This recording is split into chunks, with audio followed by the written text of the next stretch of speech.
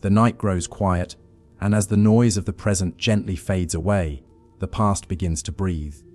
We drift backward through time, not in a rush, but slowly, like a tide returning to the sea.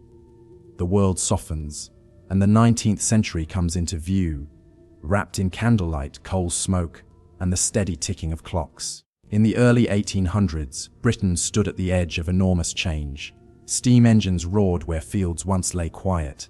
Cities expanded, factories multiplied, and ships left crowded ports bound for distant continents. It was an age of movement, ambition, and uncertainty. And into this restless world, on May 24, 1819, a small child was born in Kensington Palace. Her name was Alexandrina Victoria. She entered life without ceremony or promise of greatness. She was not expected to rule. Her father, Prince Edward, died when she was still an infant, leaving her in the care of her mother, the Duchess of Kent. Victoria's childhood was defined by isolation and control. Under a rigid structure later called the Kensington system, she was rarely alone, rarely free, and constantly supervised. She slept in her mother's room, studied under watchful eyes, and learned early that duty would come before comfort. As the years passed, kings rose and fell around her. One by one, her uncles occupied the British throne, yet none left behind a legitimate heir. Quietly, almost unnoticed, Victoria moved closer to the crown. She grew into a serious, observant young woman, aware that her life would not be her own. Then, on the early morning of June 20, 1837, while London still slept, Victoria was awakened. Messengers had arrived. King William IV was dead, at just 18 years old. She was now Queen of the United Kingdom. The moment was simple, almost gentle. There were no trumpets, no grand ceremony, only a young woman standing upright, steadying herself, and accepting the weight of an empire. She later wrote that she resolved to be good. That quiet determination would define her reign. Her early years as queen were a time of learning. She relied heavily on her first Prime Minister, Lord Melbourne, who guided her through the complexities of constitutional monarchy. With time, Victoria gained confidence. She learned when to listen and when to stand firm. Slowly, she transformed from a sheltered girl into a sovereign with purpose. Beyond the palace walls, the British Empire was expanding rapidly. Ships crossed the oceans carrying goods, soldiers, administrators, and ideas. Canada, Australia, large parts of Africa, and vast regions of India were drawn under British control. Trade flourished, but so did exploitation. The empire grew wealthy, but unevenly. Prosperity for some came at great cost to others. In 1840, Victoria married her cousin, Prince Albert of Saxe-Coburg and Gotha. Their relationship was deeply affectionate and intellectually equal. Albert became her closest advisor, challenging her ideas, supporting reforms, and shaping the moral image of the monarchy. Together, they redefined royal life as disciplined, domestic, and respectable. They had 9 children, and through their marriages, Victoria's bloodline spread across Europe's royal families. She became known as the grandmother of Europe, quietly connected to the politics of the continent through family ties. The empire continued to change. Railways cut across Britain, connecting cities and countryside. Telegraph wires carried messages faster than ever before. Industry transformed daily life, while scientific progress reshaped understanding of the world. In 1851, the Great Exhibition opened in London's Crystal Palace, showcasing inventions from across the globe. It was a celebration of progress and a declaration of Britain's industrial power. But beneath the glass and steel, unrest simmered. In 1857, rebellion erupted in India. What the British called the Indian Mutiny was, for many Indians, a war of independence. The uprising shocked the empire. Violence spread, trust collapsed, and the illusion of unchallenged control was shattered.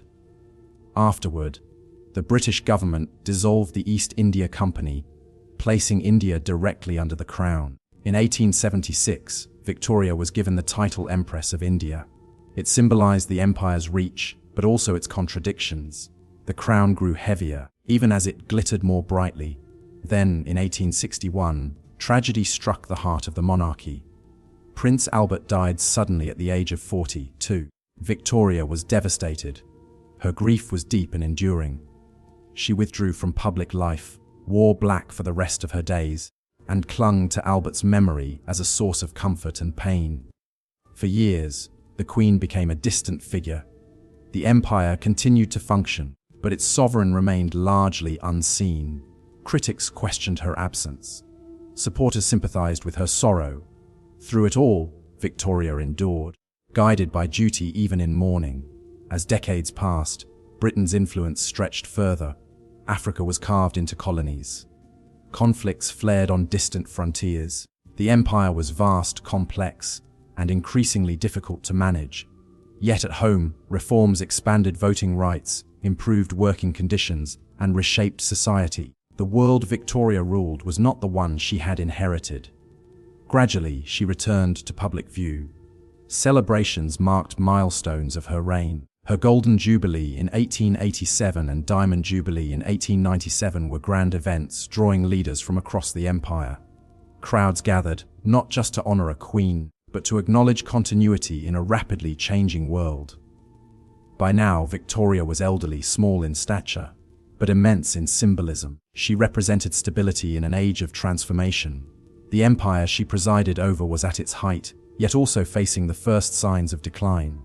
On January 25 of 1901, after more than 63 years on the throne, Queen Victoria died. Her reign was the longest in British history at that time. With her passing, an era ended. The Victorian age, with all its progress and contradictions, faded into memory.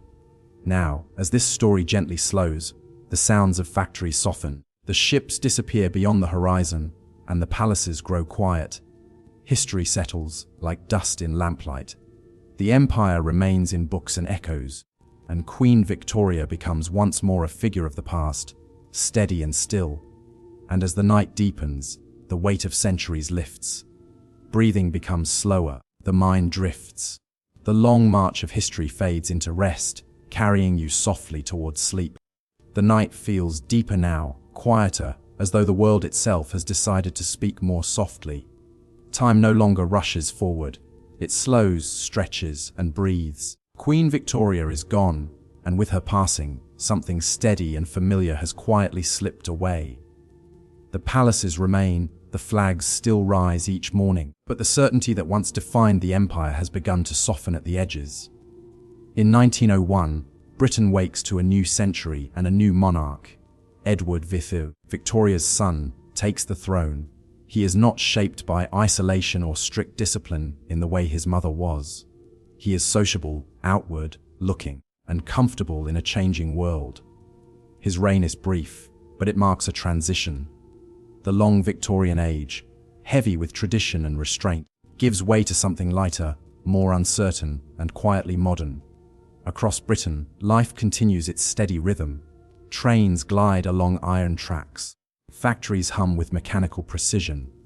Electric lights begin to replace gas lamps, glowing gently in streets that once faded into darkness at sunset. The empire is still vast, still powerful, but the mood has changed. People talk more openly now. They question authority. They imagine alternatives. Workers organize. Unions grow stronger. The right to vote slowly expands, carrying political power beyond the upper classes. Women gather, speak, and march, asking for voices of their own. The empire, once driven by command and obedience, now feels the pull of participation. Beyond Britain's shores, change moves even more quietly, like a distant tide. In India, educated communities discuss self-rule in meeting halls and printed pages. Newspapers circulate ideas that cannot be easily recalled. In Africa, colonial borders strain against local realities. In Ireland, centuries of tension sharpen into demand and resistance. The empire still stretches across the map, but it no longer feels immovable. It feels heavy. Then, in 1914, the world breaks its silence. War arrives not as a single moment, but as a gathering storm. Alliances tighten. Words harden. When the conflict begins, it spreads quickly, drawing in nations, colonies, and millions of ordinary lives. Britain enters the war, and the empire follows. From every corner of imperial territory, men are called to serve. Indian soldiers travel thousands of miles to fight in European fields they have never seen. Australian and Canadian troops cross oceans to defend an idea of loyalty and shared destiny. Africa sends laborers and fighters into a conflict not of their making. This war is unlike any before it. It is not fought with banners and honor alone, but with mud, wire, gas, and endless waiting. Trenches stretch across the land like open wounds. Days pass slowly. Nights pass even slower. Lives are lost in numbers too large to understand. When the war finally ends, the silence that follows is heavy and unfamiliar. Britain is on the winning side, yet victory feels thin. The cost has been immense. Families mourn, cities carry scars. Confidence has been shaken. The empire survives the war, but it emerges changed. Debt weighs heavily on the economy. Faith in old systems weakens. The idea that imperial rule is permanent begins to feel less certain. Between wars, the world pauses, uneasy and restless. Britain tries to recover. There are moments of hope, new homes, new industries, a growing belief in social welfare. But there is also unemployment, inequality, and lingering grief. The empire continues to govern distant lands, yet the relationship between ruler and ruled has shifted. Authority is no longer unquestioned. Voices calling for independence grow clearer. They speak calmly at first, then more firmly. They speak of dignity, identity, and self-determination. These voices are not easily silenced. Then, once again, war returns. In 1939, the world is drawn into another global conflict. Britain stands against forces darker and more destructive than before. This time, the fighting reaches closer to home. Cities are bombed. Civilians take shelter underground. The empire mobilizes again, drawing strength from its remaining unity. There is courage, sacrifice, and endurance. Britain survives. The war is won. But when peace arrives, it is clear that something irreversible has occurred. The world has changed its balance of power. The United States and the Soviet Union emerge as dominant forces. Britain, exhausted and financially strained, can no longer hold the empire together as it once did. The cost is too high. The will is no longer there. Slowly, carefully, the empire begins to unravel. In 1947, India gains independence. It is a moment filled with hope, sorrow, and complexity. Celebrations rise alongside pain.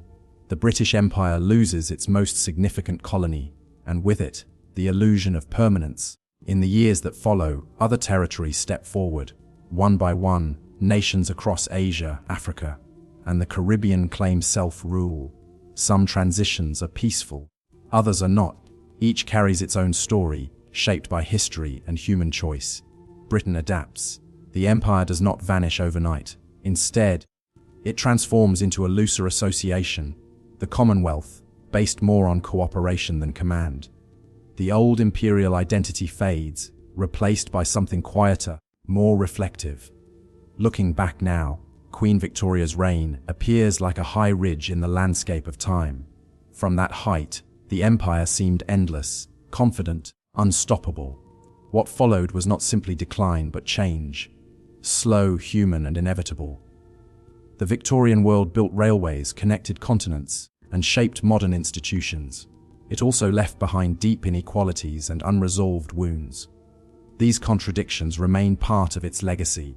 And now, as the night stretches on, history begins to rest. The great ships are still. The maps fold themselves closed. The voices of parliament, soldiers, workers, and rulers fade into memory. All that remains is a gentle understanding that empires rise, endure, and pass, just as days do. And within them, ordinary lives continue, breathing, hoping, and dreaming.